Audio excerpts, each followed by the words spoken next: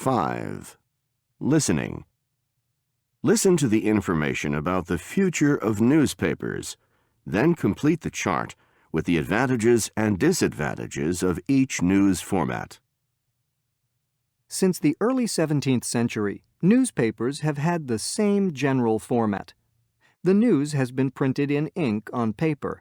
Then the newspapers have been circulated to a particular area. However, the Internet brought great change to the newspaper industry. To stay competitive, it became important to have an online presence. Today, most major newspapers around the world have an online version of their print paper. Online newspapers present some important advantages. For example, they can present up-to-the-minute news instead of having to wait to print the next edition of the paper. An advantage to the reader is that most online news sources are free.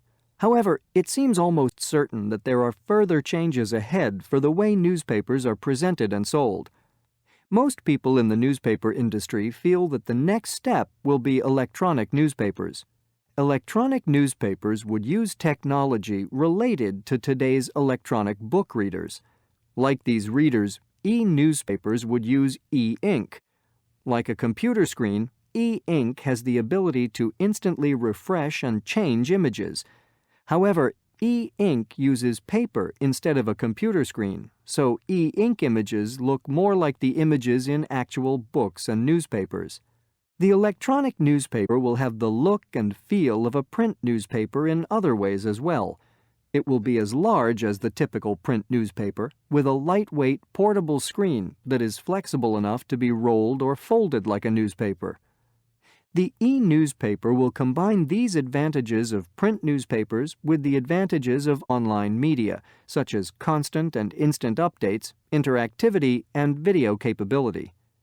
Replacing print newspapers with the e-newspapers will mean that newspaper companies would no longer have the enormous costs of printing, manufacturing, and delivering newspapers. This will mean tremendous savings.